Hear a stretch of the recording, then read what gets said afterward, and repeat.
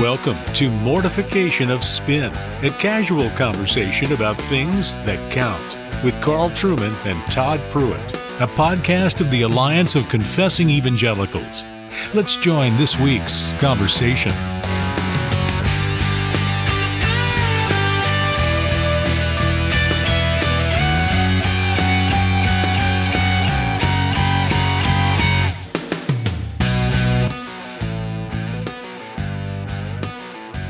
Well, you are listening to Mortification of Spin.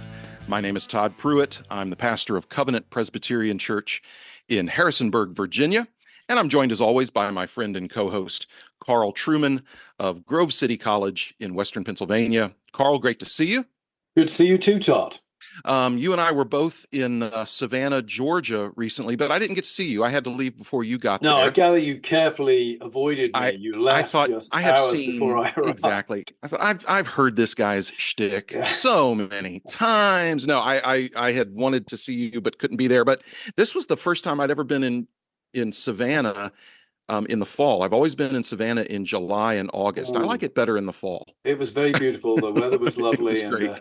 For bald guys, it's always a bit rough. I have to take a hat everywhere I go these days. But Savannah was very beautiful. It was great. The only downside is I had to spend time with Terry Johnson, who listens to his program religiously, I know. So other than that, it was a great weekend.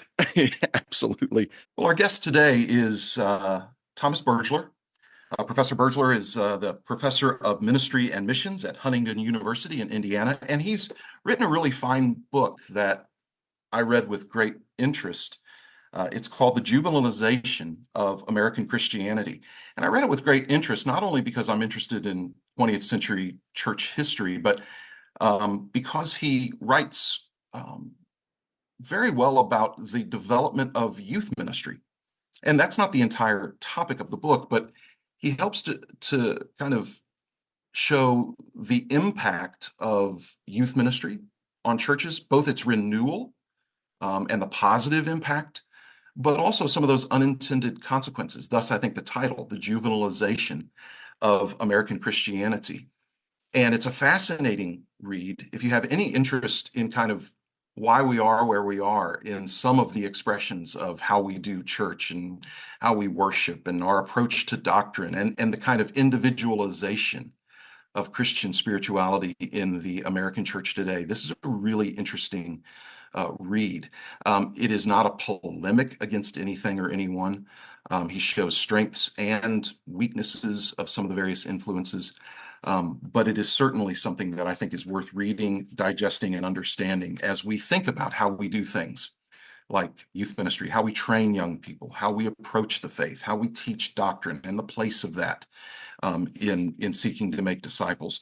So, Professor Bergler, thank you so much for joining us today. Thank you.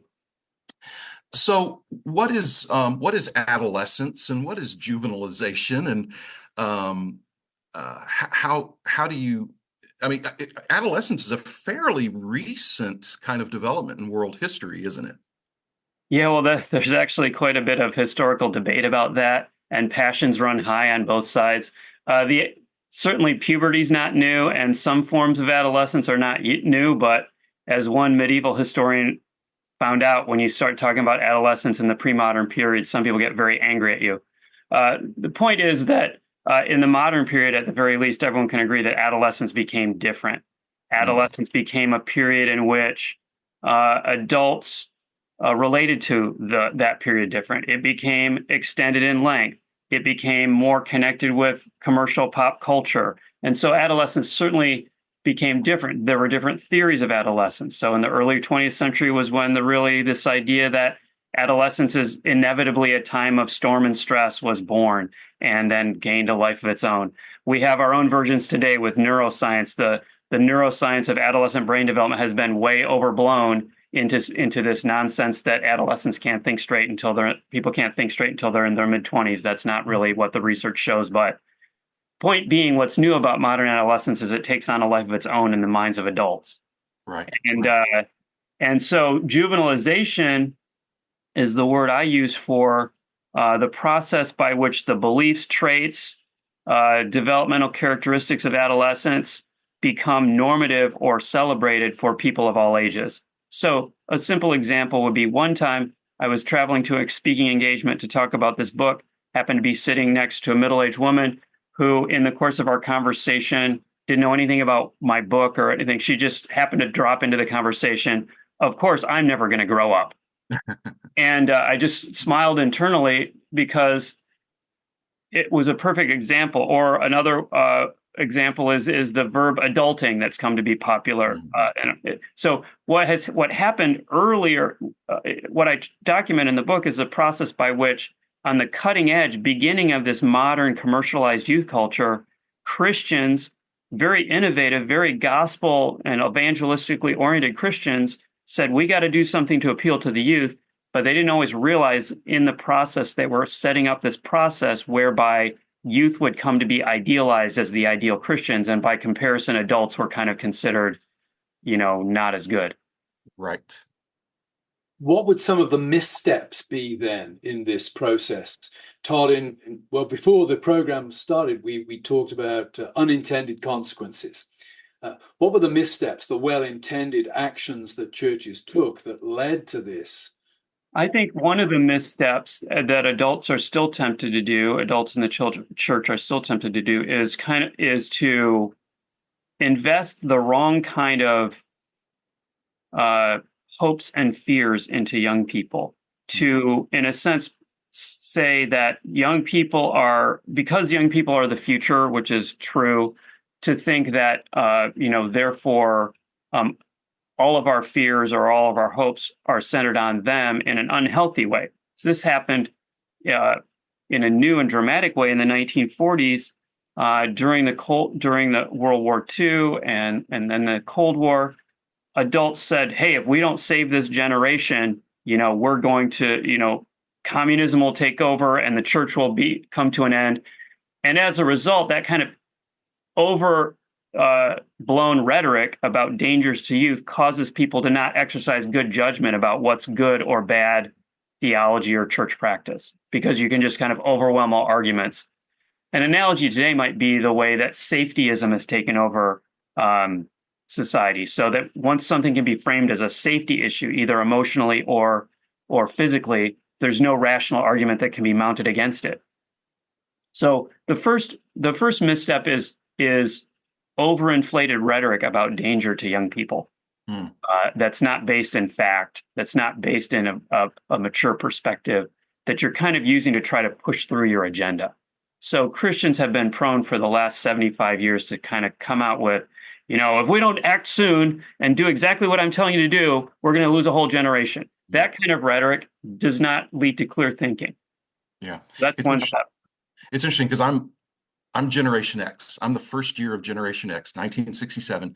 And I remember the horror stories people were telling about what was going to happen to my generation. And now it's been so interesting.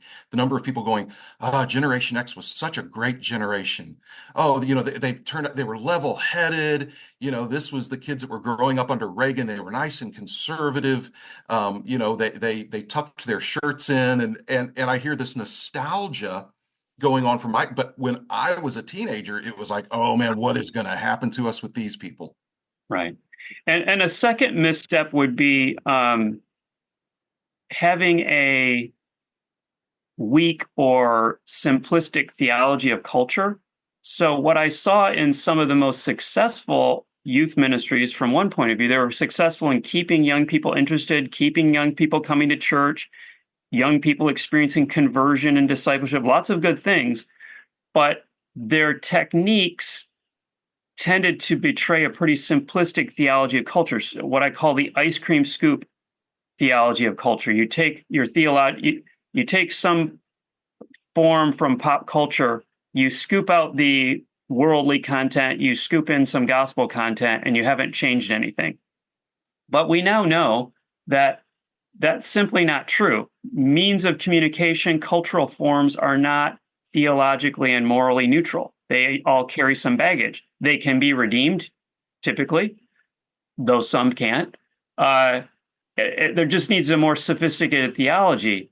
If ever there was a bumper sticker theology, that's a quote from Scripture that is incomplete. It's be in the world, but not of the world.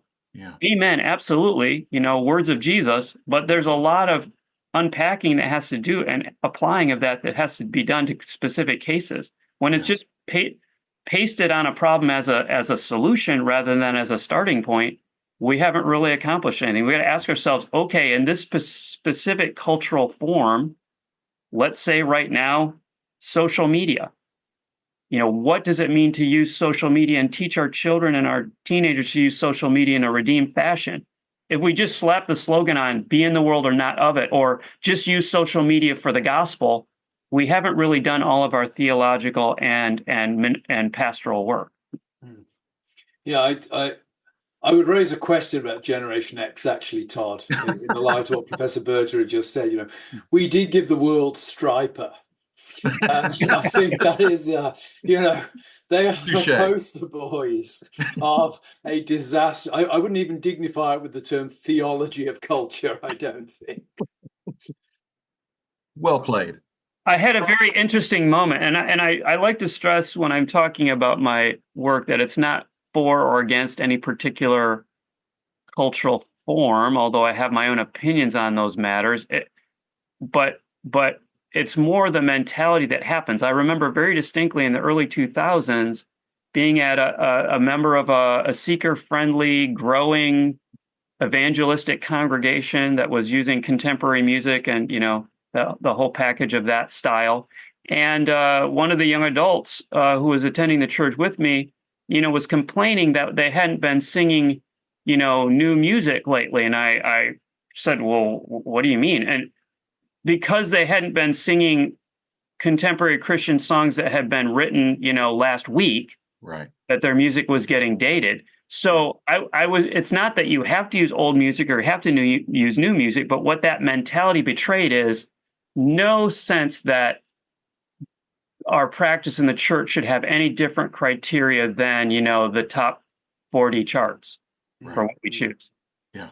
Newer is automatically better. And right. Or conversely, I think it's just as naive to say that old is automatically better. Yeah. I like to mention that some of the gospel hymns written around the turn of the 20th century that my dear sainted grandfather loved were horrible theologically. Absolutely. Yeah. It's interesting because Carl and I have talked a lot about how many 20-somethings young people have gone, have left evangelicalism and have gone to Rome or gone to Eastern Orthodoxy because of the aesthetics of it, the historical rootedness, the reverence. The grown-up worship is a phrase that's been right. used several times to me by such students. That said, churches like, for instance, Elevation Church in Charlotte, North Carolina, which is very much what you just described in terms of, we sing music that was written 2 days ago and nothing older than that. They're massive. I mean, there's tons of 20-somethings going to those churches. And so there still is, for lack of a better phrase, an audience for that kind of thing. Now, in your book, you talk about how there's this kind of intersection between the juvenilization of Christianity and the rise of therapeutic categories at kind of in the faith. And you'll find that in a lot of the preaching of those types of churches. It's very therapeutic. It's very, along those lines. But I'm curious about that. In as much as we see people fleeing that, we still see, some of the largest churches in the country, that's what they are. Yes, I think that, and that's because that is a viable, culturally speaking, whatever one thinks about it theologically, culturally speaking, that's still a viable alternative in our those churches, culturally speaking, appeal to kind of the educated, middle class, suburbanite type person culturally. And so for those people, that works. And in fact, for many of those people, if they showed up in a Anglican church like the one I attend, or a Orthodox church or Catholic church, they experience that worship as emotionally dry and empty. And they look around at the people around them and they think I'm not sure these people even want to be here. And, it all seems very emotionally, empty to them. And right. That's not that they're necessarily being accurate about the people there, but what it means is that we all become culturally conditioned to connect with God in certain ways. And some people migrate and change in that over time, as you're mentioning. Some switch, and people switch in all directions. There's many of these mega churches are filled with ex-Catholics. So people migrate. What's common to all of these experiences is that we live in an age where some level of choice as an adult, if not earlier in life, as to what kind of church you're going to go to and what style of worship you like, for lack of a better way to describe it, is inevitable. No one can escape it. Some level of choice. And so that means that, again, this is where no blame to those who were youth ministry innovators. They saw this really early on, earlier than I would probably if I was in their shoes. And they said, look, we've got to do something to maintain that cultural bridge to where young people are going today. By today's standards, the youth culture of the 1940s was really tame and fairly adult, but it was different enough that they realized we need to do some things. And so I think even if you look at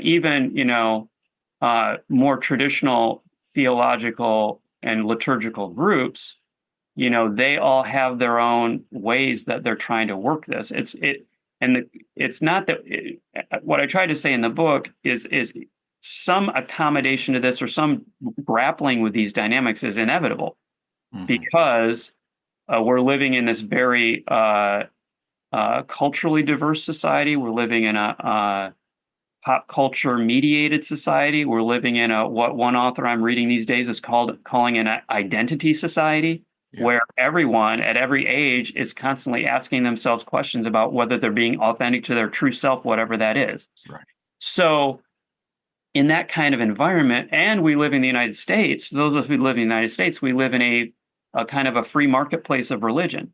So every church is competing against every other church for customers in those terms. Right. And so all those dynamics mean that I have the utmost, respect and sympathy for everyone who's trying to grapple with these challenges, however they are. And what I'm advocating for is that we all need to try to be as theologically sophisticated and careful about it as we can be. Could you, if you're approached, Professor Bergler, by a pastor who says, I'm wanting to revise my youth program at church, or I'm wanting to start a youth program at church, what would be the 2 or 3 things that you would say to that pastor he needs to focus on? We've heard about the missteps, but what are first of all, I would say do not create a separate youth worship time that happens during the main worship time. Have everyone worship together, but make that main worship service, whatever that means in your faith tradition, liturgical tradition, make that worship service for the whole church something that's truly intergenerational, something that actually gives a voice, a place, a role that's significant and meaningful to young people, that teaches them how to participate in it, what this means, why we do this, that doesn't assume that people can just show up and they'll automatically know what's going on and why. My experience is that no matter what the faith tradition, very many young people, and frankly, many adults, have no idea what's going on and why it's going on. They haven't been instructed, and it's hard to be enthusiastic or a good participant in something that you don't really understand. Yeah. So in the past, maybe we could expect that the worship cultures of our churches would just kind of naturally assimilate people into that worship culture, but I don't think so anymore. And so have one worship service for everybody, but put the work in to make it truly welcoming and intergenerational and instructive. Now, don't try to put all the instruction in the worship service, but somewhere in the parish life, there should be some instruction on what we're doing and why we do it the way we do. And then secondly, I would say in the youth ministry, make sure that you have plenty of adults who are in good mentoring, small group leadership type relationships with the youth. Teach them how to have adult relationship with a young person, and make sure that they are coaching those young people on how to pray and read the Bible. One of the things that the research tells us is that young people who have a strong relationship with Christian parents and or other non-parental Christian adults, and who learn while they're in high school how to have an individual time of prayer and Bible reading, are much more likely to be in the upper half of devoted to Christ in their 20s than people who didn't have those things when they were in their teens. Yeah. And one of the things I notice as I have visited dozens and dozens of youth ministries across the country as part of visiting our interns who are on their 6-month prime internship experience through Huntingdon University, is that very many youth ministries are good at having solid adults in the lives of the teens, having good small group, large group teaching and small group, discussion of the teaching. That's great. But when it comes to coaching and teaching the students how to have their own time of reading God's word and prayer, that is not necessarily a strength. But the research, so if I was going to pick one thing that youth ministries could do better, that would be it. To really invest, not just tell kids to do it, but teach them, train them, equip them, try it out, practice it during youth group, have a workshop, really keep working with them until that is in place in their lives.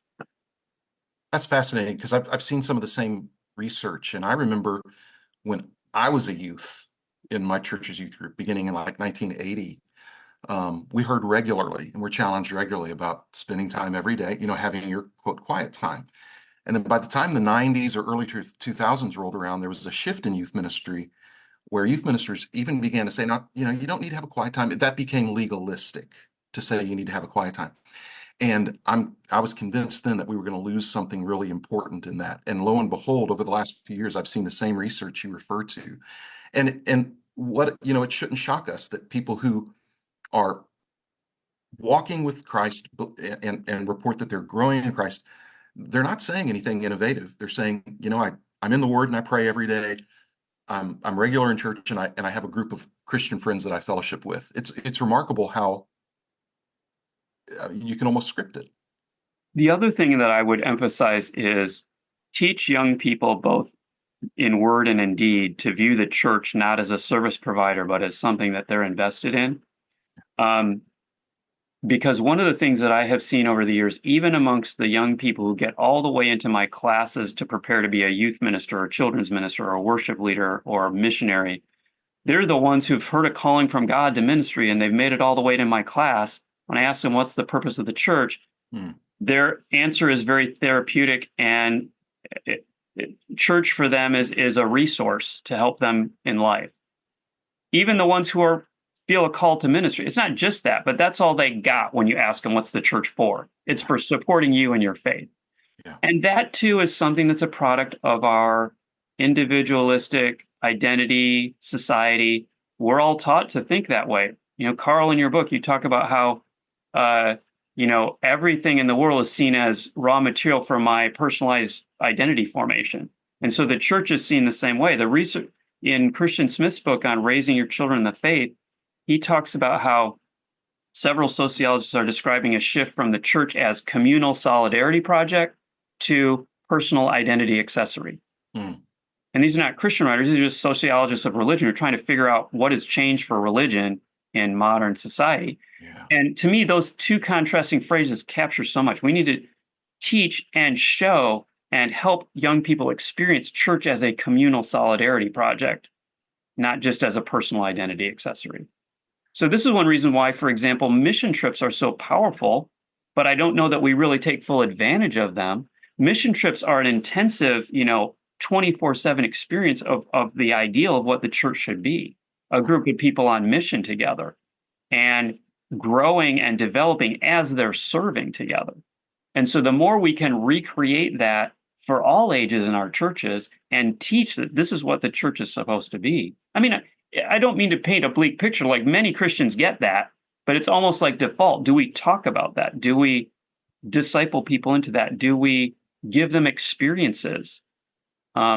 There was another research study done on exemplary youth ministries, and one of the things that they found is that the whole church saw it as their job to help kind of disciple and apprentice the young people and to be serving, leading members of the church.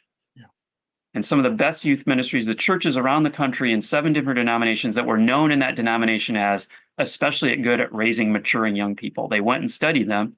They found like 30 some factors, but that was one of them, was that the young people were experiencing God through their church. They were serving in their church. They felt part of the mission of the church. So I think that is something that it can be hard to achieve, but we need to just keep working at that. It's really good. Yeah, we could add to that as well. I think that there's definite responsibility on adults here to communicate to young people that church is a very important and serious thing. Yeah. And I was at we just this past Sunday evening we had an all church prayer gathering that we have every month, and it's always after our youth group have their Sunday evening time of fellowship, and then our youth pastor will do some teaching, and then they always join us for our church-wide prayer time, and we'll have 140 people in there to pray, and about 40 or 50 of those will be youth. And it's so great that by the time we break up into groups of 6 or 7 or 8 to pray, it's this intergenerational circles of prayer. And so I'm able to watch a 65-year-old lady in a prayer circle with some junior high and high school students. And it's brilliant. And our youth gravitate to that. Yeah. And what you're saying there reminds me of another important point that I wouldn't want to miss. One of the number one things that I've had pastors ask me after hearing about my book, and some of them even read the second book about what to do about this, called From Here to Maturity, Overcoming the Juvenilization of American Christianity. They say, well, what do I do? Where do I find these adults who are mature and can help the youth mature? Because I think some of my adults have this kind of immature view of the faith, that it's all about me and so on, and about me feeling better and doing better in life. And one of the things that I say in that second book is that the research shows that actually we think of adolescents as needing adults, but adults need adolescents and children as well. And the reason we need them is because they help us to get out of ourselves and get into serving younger human beings who need us. And that actually matures us if we're not already mature. I mean, there are limits. An adult who's really, really immature shouldn't be thrown in with the youth. But someone who maybe is on the way, they're headed in the right direction. We don't have to be perfect as adults. The adults in our church don't need to be perfect. But putting adults and youth and children together for discipleship, for service, for youth ministry, for children's ministry in a way that's truly mutual actually helps the adults immensely as well. Yeah. Because there's nothing, as we all know, if we've ever taught a Bible lesson, there's nothing like preparing a lesson for you to learn something about the Bible you didn't know before. And that's the benefit the adults get as they lead. And as somebody who taught 4 and 5-year-old Sunday school with his wife for many years, I can say that, young people, particularly 4 and 5-year-olds, can sometimes ask the most penetrating and profound theological questions that, as an adult, you dismiss them, but then you get asked this question and wow, it really does make you think, and it makes you think about how you can communicate as well.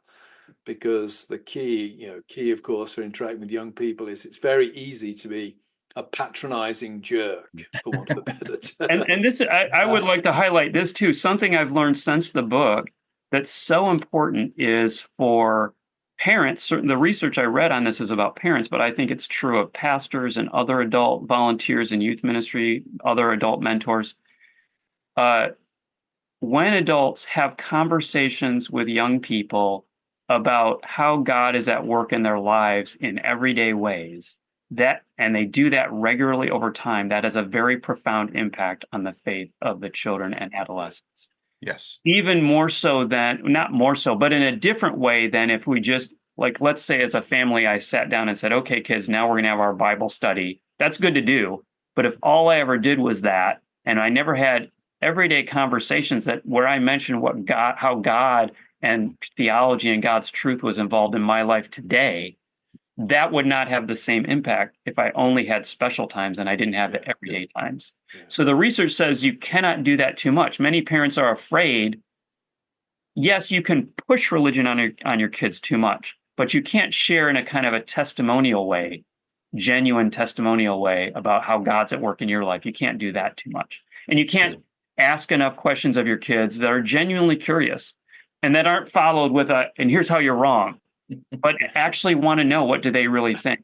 Yes. Yeah. Because one of the most profound things in the National Study of Youth and Religion that was done on millennials, but I don't think this dynamic has changed much, is when they asked teenagers, what do you believe about the faith, how just incredibly inarticulate they were, no matter how much they'd gone to church. And they said, the researchers said, it was almost as if no one had ever asked them what they believed. Wow. That's what it felt like to them. So yes, we need to teach, but we also need to be in dialogue to find out, what did they get out of what I just taught? Yeah. Do they understand it? What do they think? Do they, and to even have that kind of relationship where they can disagree, and I'm not going to panic as an adult. If Right. your disagreement is something that I think is a false belief or something, I'm not going to panic. I'm going to stay in relationship with that young person, be a safe place for them to talk this out. If necessary, calm their parents down. Like, it's okay, give them their space, keep loving them, keep asking them, keep genuinely curious about what they believe. And, that kind of, but not in a way, some people who talk about dialogue and listening to young people almost make it sound like adults have nothing to teach and nothing to give. That's not what I mean. But make sure that it's just part of the adolescent. There's a new book out called 10 to 25, The Science of Influencing Young People. One of the things he says is, between the ages of 10 and 25, young people are especially driven by their need for earned social prestige.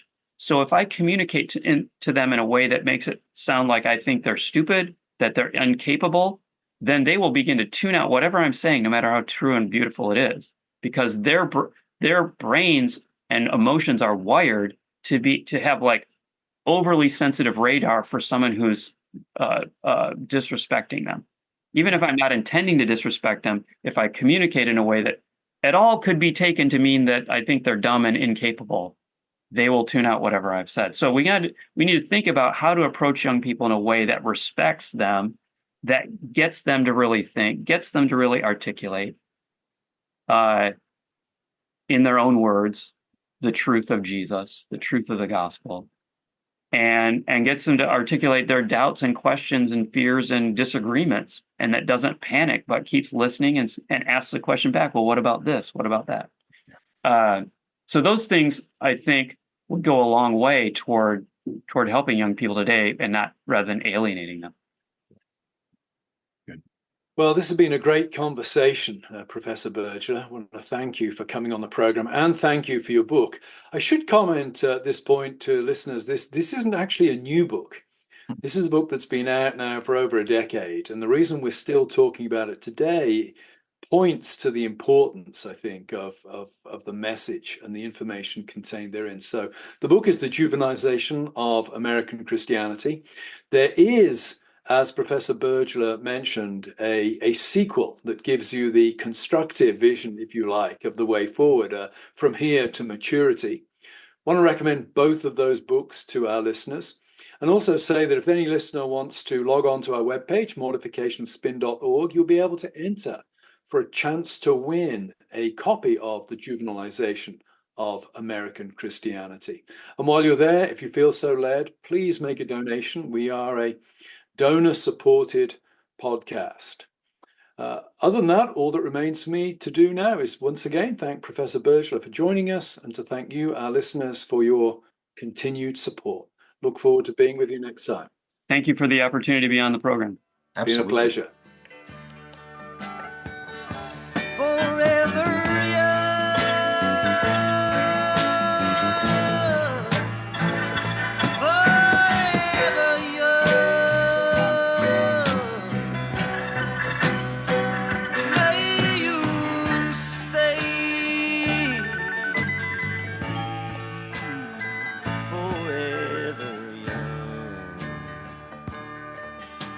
Thanks for listening to Mortification of Spin, a podcast of the Alliance of Confessing Evangelicals. For more on topics like this, visit mortificationofspin.org, where you can find other articles by Carl and Todd, browse the archive of past episodes, and make a donation. We'll talk to you next time on Mortification of Spin.